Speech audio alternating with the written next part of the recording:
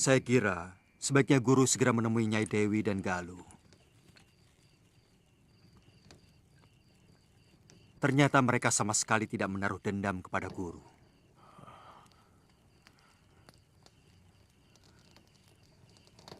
Saya malu, Dinda Prabu.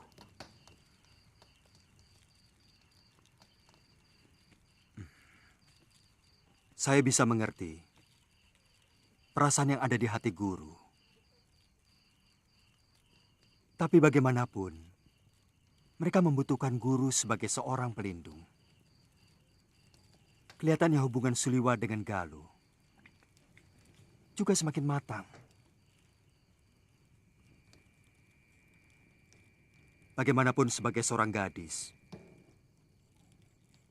dia memerlukan bapak untuk bertukar pikiran.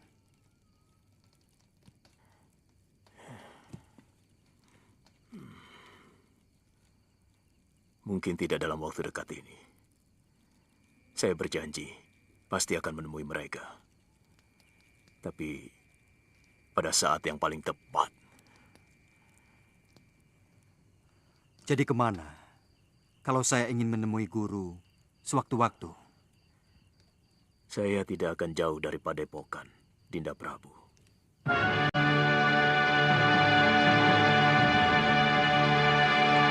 Lalu, apa rencana Kakang? Saya baru punya keinginan loh.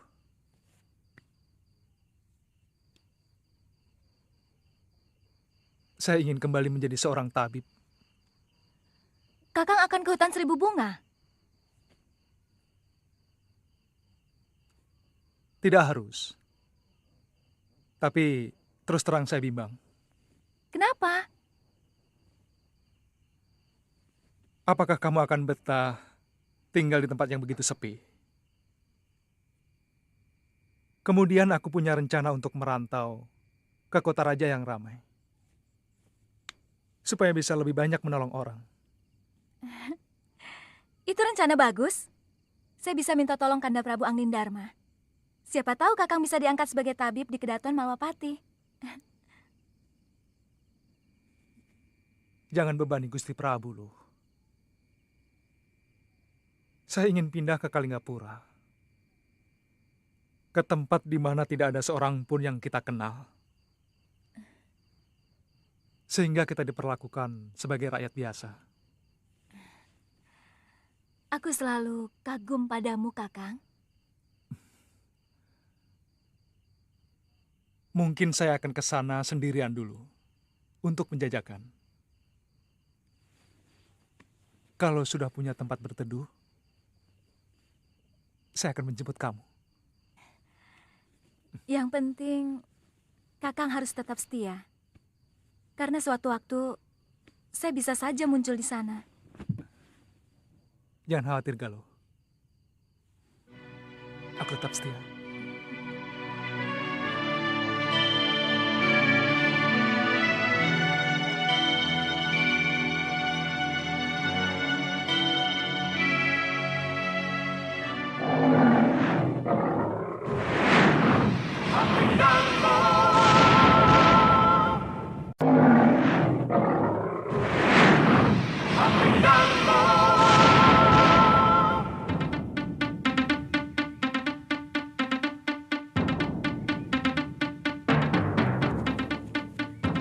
Ayo, Tuan.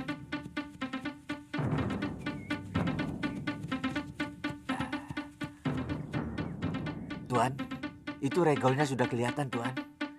Terima kasih, Kisanak.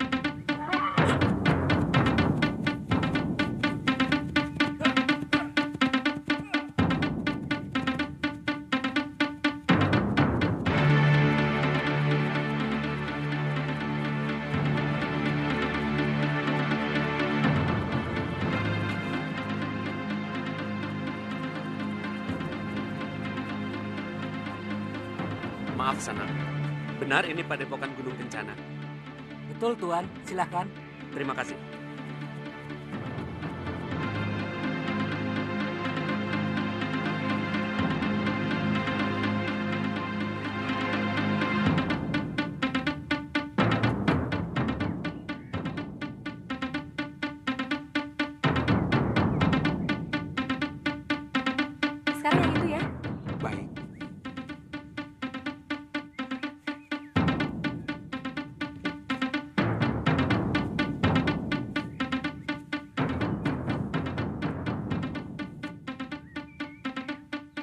Tantri?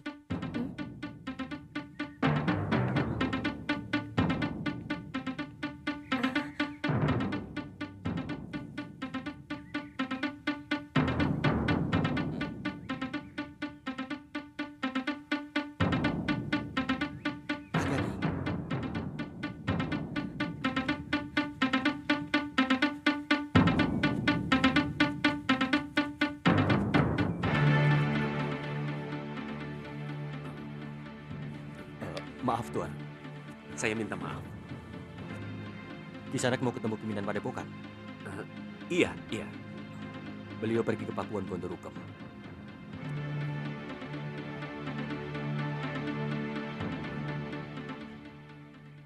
Kisanak, Maaf. Sebenarnya, saya ingin bertemu seorang gadis yang bernama Kaliana Tantri.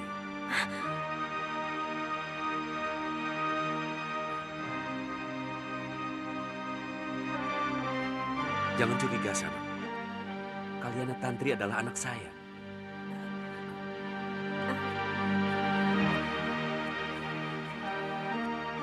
dari mana Kisanak tahu? Kalian Tantri ada di sini. Galuh Parwati dan Suliwa. Mereka yang memberitahu. Kami bertemu di Padepokan Sugaluh.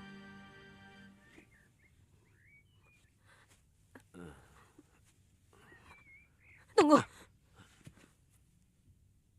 Kalau Tuan adalah Aji Santa, saya adalah anak Tuan. Iya, Tapi, saya ini cucu siapa? jelas Demang Kalapati, Tantri.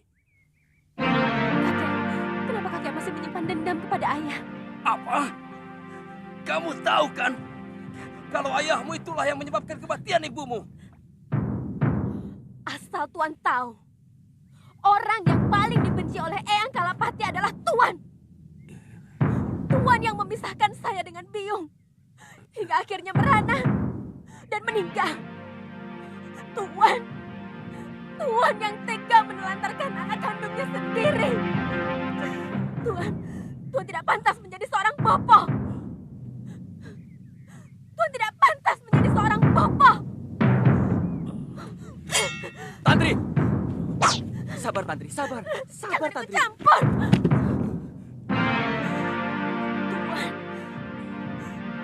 Tuan harus dibasmi. Tuan pantas mati.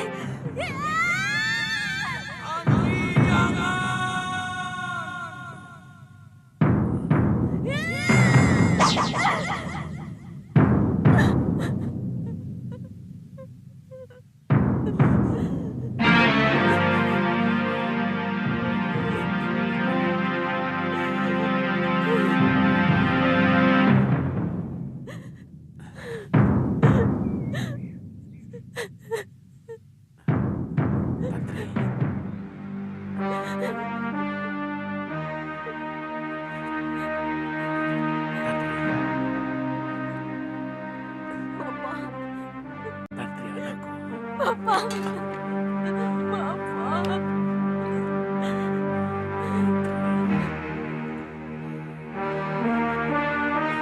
Tantri.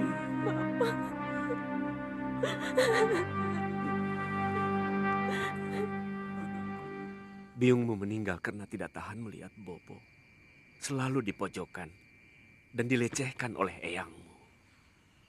Sebenarnya Bopo ingin sekali membawamu meninggalkan Pulau Momongan. Tapi Bopo mencemaskan keselamatanmu. Laut di sekitar Pulau Momongan sangat ganas. Badai sering datang secara tiba-tiba. Bopo, terus terang, selama ini saya selalu berpikir buruk tentang Bopo. Gambaran Bopo yang diceritakan Eyang Kalapati adalah seorang lelaki yang tidak bertanggung jawab. Bopo lari dari Pulau Momongan karena tergila-gila perempuan lain. Bagaimana Bopo bisa tergila-gila dengan perempuan lain? Sejak kematian biungmu, Bopo telah bersumpah untuk tidak akan pernah kawin lagi. Bertahun-tahun Bopo tinggal di pulau terpencil sendirian. Sampai suatu hari, ada sebuah perahu terdampar karena badai. Wanita di dalam perahu itu hampir saja mati. Ternyata wanita itu adalah istri Empu Mahasyura, Mahaguru dari Padepokan Sugalu. Sugalu?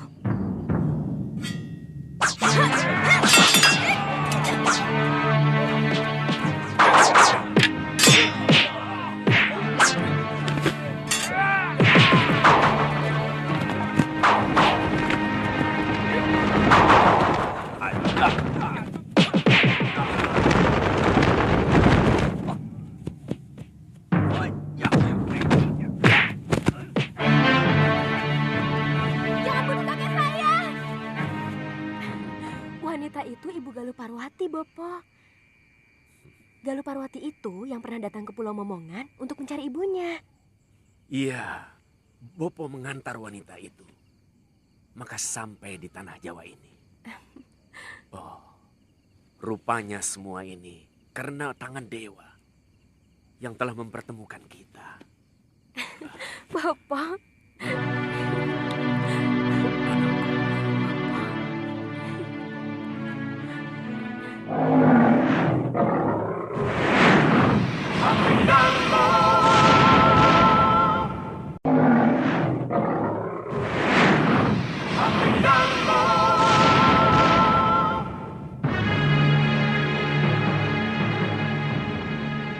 Secepatnya kita harus coba.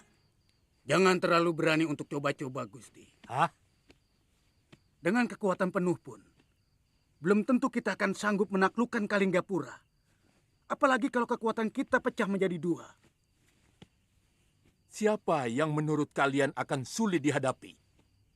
Oleh para pendekar sakti seperti Paron Wajah, Citra Genjik, Kang Sadewa, dan Durgandini. Prabu Angling Dharma, Gusti. Prabu Angling Dharma yang akan menjadi sandungan utama. Itu kenapa aku meminta kalian untuk mengacau Malwapati.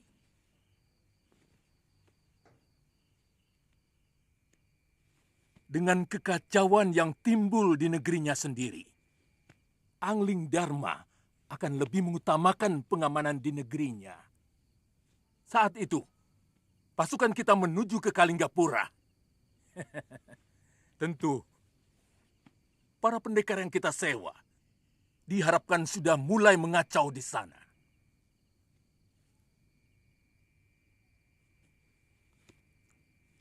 Gusti, itu benar-benar gagasan yang cemerlang. Kami mengerti maksud Gusti.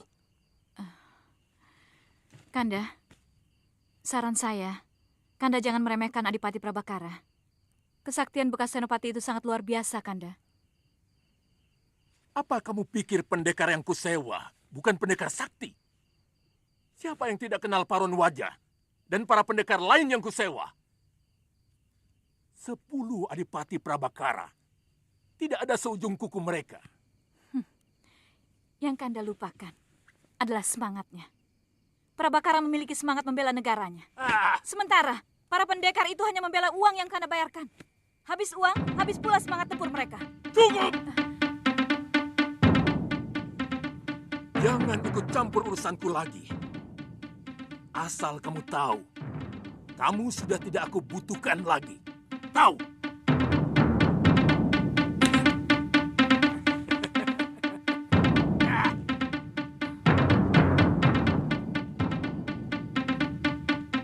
Giriwara, semoga Dewata mengutuk semua perbuatanmu. Terkutuk kau!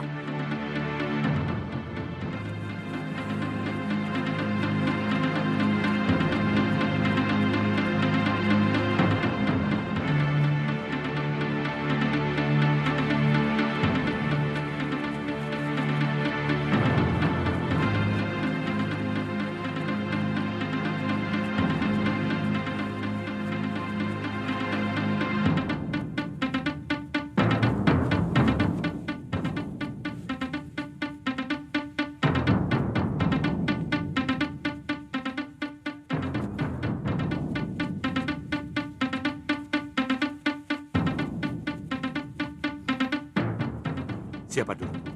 Aku duluan, Ki.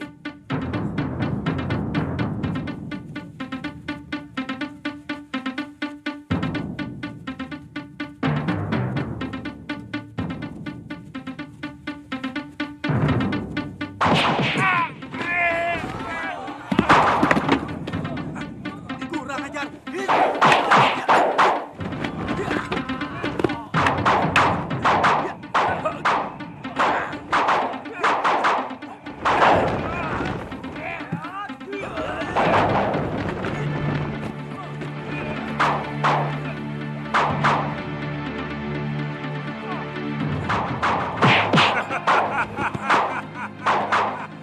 Si jurus monyet. Citra Genjing. Sudah tua kelakuannya seperti berandalan pasar. Ya.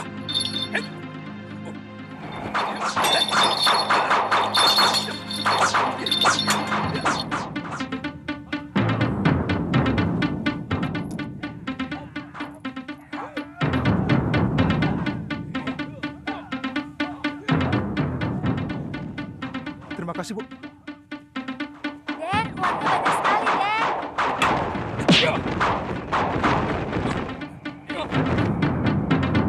Ketemu lagi, Tabib. Ayo, kita lanjutkan permainan tempo hari. Hitung-hitung yang tua ingin mengujimu.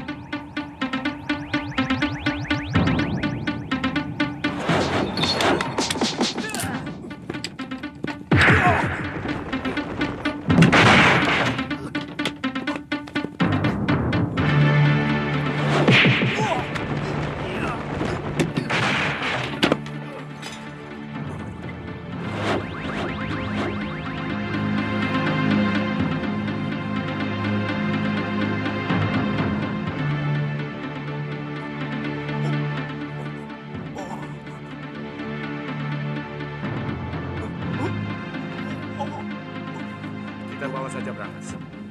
Mumpung kita cuma berdua. Iya. Akhirnya kita juga yang mendapatkan titisan Betara Surya ini, Genjing.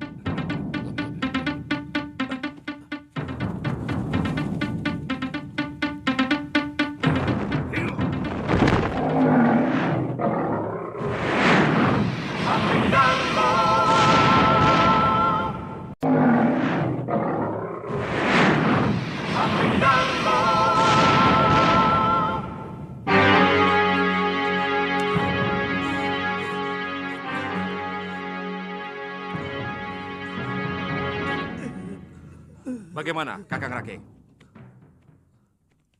Kelihatannya cukup serius, Pangeran. Kalian yakin mereka bukan orang Kalingapura?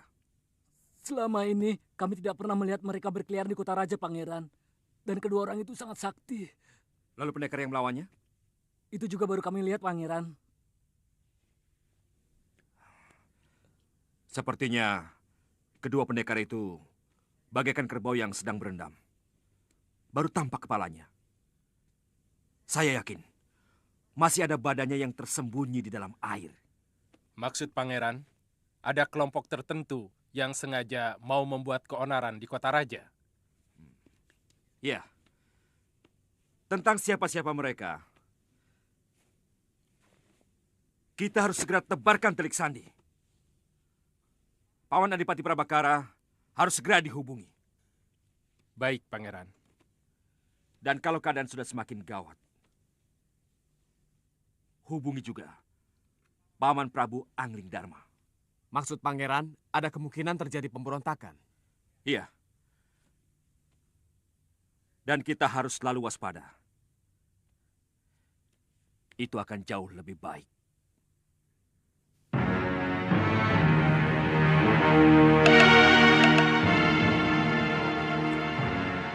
Orang-orang Kalinggapura pasti sedang bersiaga penuh. Mengira kita akan muncul lagi. Sebenarnya, aku malu menghadapi cecunguk-cecunguk seperti prajurit kemarin itu. Yang kuharapkan munculnya para pendekar dari Kalinggapura. Tapi mana? Belum tentu. Buktinya Suliwa ada di sana. Saya yakin dia tidak sendirian. Bukan begitu, Liwa? Bukan begitu, Liwa? Hiya! Hiya!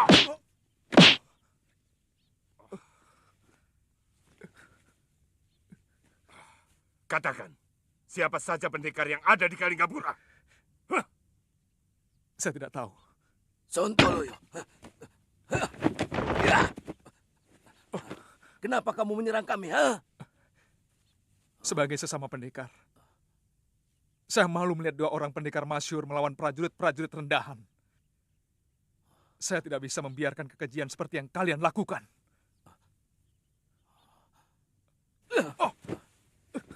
Hebat. Rupanya kamu ingin disebut pahlawan di negeri Kalinggapura. Kenapa kalian memperlakukan saya seperti ini? Saya juga pendekar. Akan lebih terhormat kalau kalian membunuh saya. Jangan ngawur. Hanya pendekar tolol yang mau melepaskan titisan Batara Surya yang sudah ada dalam genggamannya. Itu omong kosong. Saya sendiri tidak pernah merasa sebagai titisan Batara Surya. Sungguh.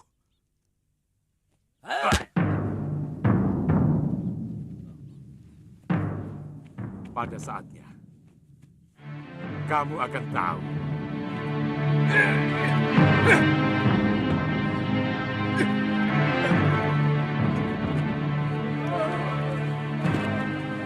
Paman, coba tolong tangani masalah keracunan ini ya.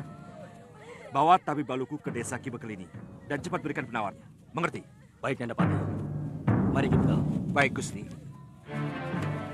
Ada apa? Desa kami disatroni rampok, Gusti Pati. Rampok? Jumlah mereka banyak sekali dan sangat kejam. Dan ini?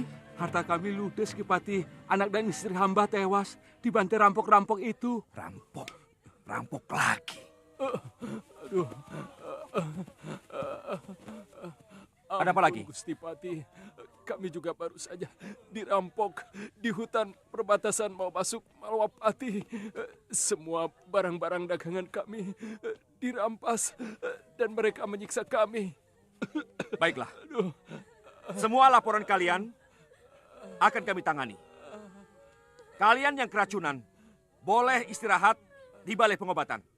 Dan yang terluka dari tamu mancanegara boleh istirahat di Wisma Tamu Negara di belakang sana. Ya, silakan. Ayo. Saya ada yang membuat rusuh negeri kita ini. Racun dan rampok itu pasti sengaja diciptakan, tapi entah oleh siapa. Yang jelas, ini semua untuk meresahkan rakyat Malwapati. Terus terang, saya sendiri kaget mendengar berita itu, Gusti Pati. Selama ini Malwapati aman. Kita tidak pernah punya musuh. Dan pasukan ronda sering menjajah Desa Milangkori. Nah, begini. Kerahkan seluruh mata-mata. Tangkap siapa saja yang mencurigakan. Dan lipatkan perondaan sampai ke seluruh negeri kita ini. Mengerti? Baik.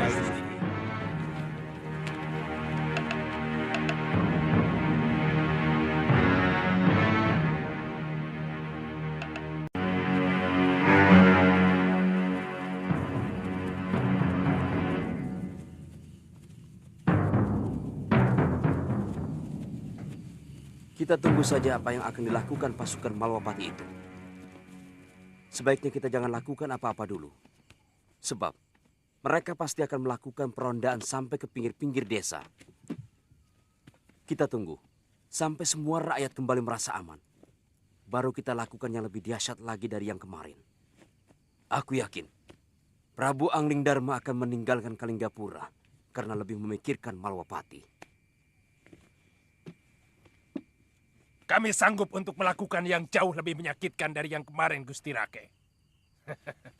Kalau perlu, kota Raja Malwapati bisa kujadikan lautan api. Itu bagus. Itu adalah saat yang paling tepat untuk menghancurkan Kalinggapura. Tapi ada masalah yang harus kita bicarakan lebih dalam, Gusti Rake. Terus terang masih ada ketidakjelasan mengenai cara pembayaran yang akan Tuan lakukan. Hingga saat ini kami baru menerima 1/4 dari yang Tuan janjikan. Itu masalah kecil, Ki Bungur. Yang 1/4 itu baru panjer namanya. Sekarang kalian akan menerima 1/4-nya lagi. Kalau hasil kerja kalian berhasil dengan baik, yang separohnya akan saya berikan. Ditambah hadiah langsung dari Gusti Giriwara. Mana uangnya?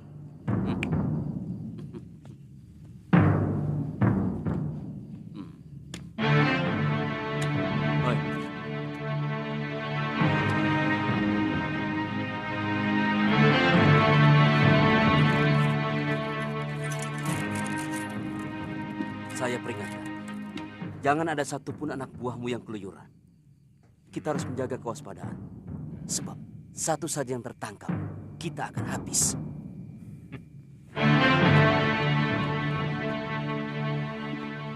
Jangan takut, Tuan. Kami sudah biasa melakukan kerja rahasia.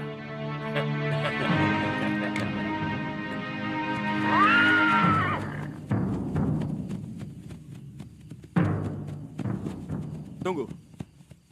Kalian tidak usah turun. Bagaimana? Seluruh demang dan bekal sudah kami beritahu, Gusti Patih. Bagus.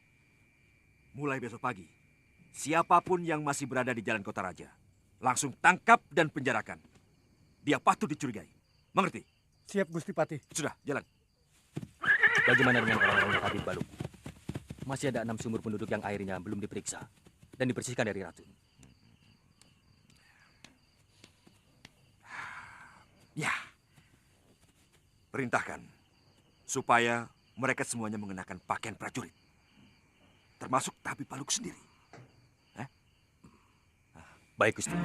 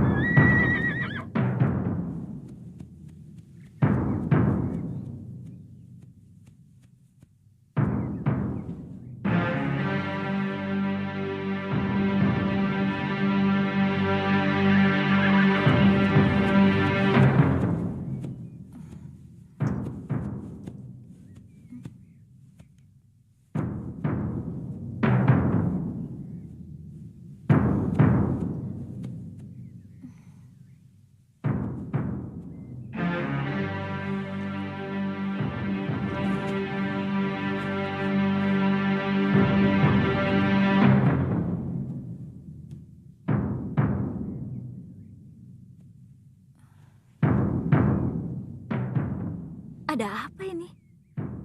Tidak biasanya kota ini sepi. Apa memang ada upacara nyepi?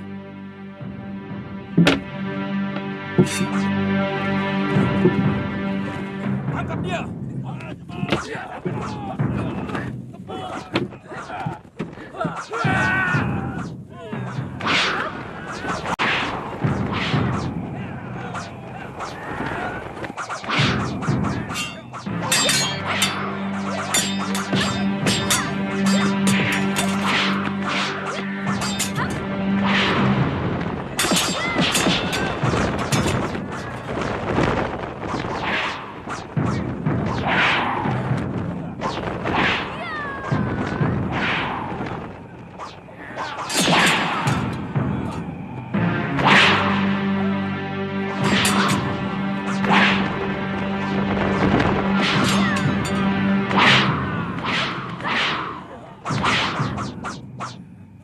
Hentikan!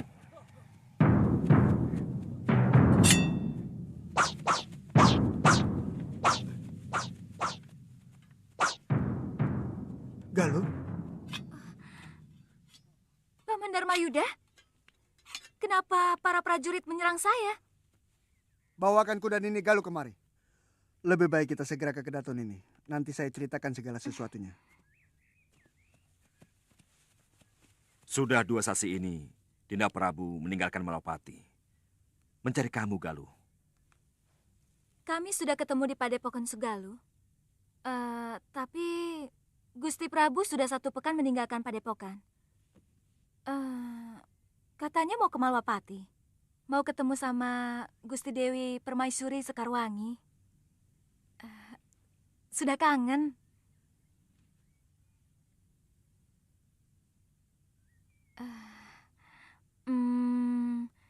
Kenapa kota raja ini begitu sepi, Gusti Patih? Memang sengaja disepikan. Sebab kami sedang menjebak penjahat yang mau mengacaukan Malwapati. Dalam 3 hari ini, seluruh penduduk diberitahu tidak berkeliaran keluar rumah. Sehingga siapapun yang masih berkeliaran di jalan akan langsung kami tangkap. Oh, itu yang terjadi pada saya. Untung Paman Darmayuda cepat muncul. Terima kasih, Paman.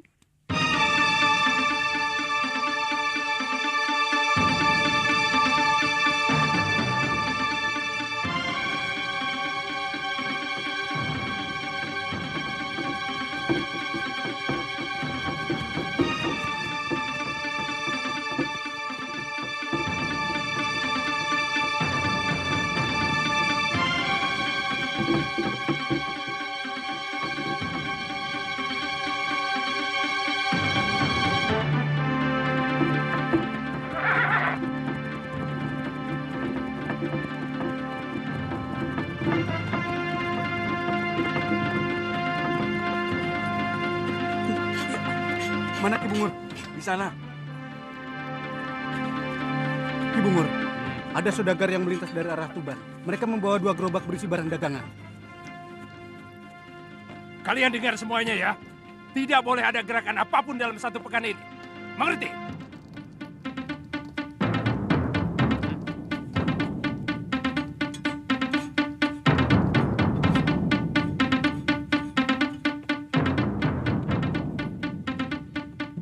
Ki Bungur. Apalagi? Saya pikir sayang Ki, kalau saudagar itu kita biarkan lewat.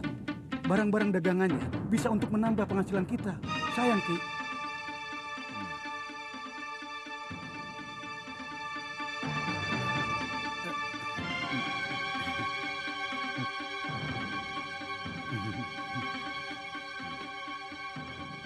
Berapa orang kekuatan mereka? Paling banyak 9 orang Ki.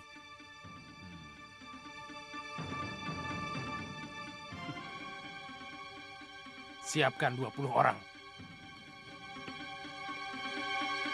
Dan cegat mereka di pertigaan Ringin Kembar. Jalan!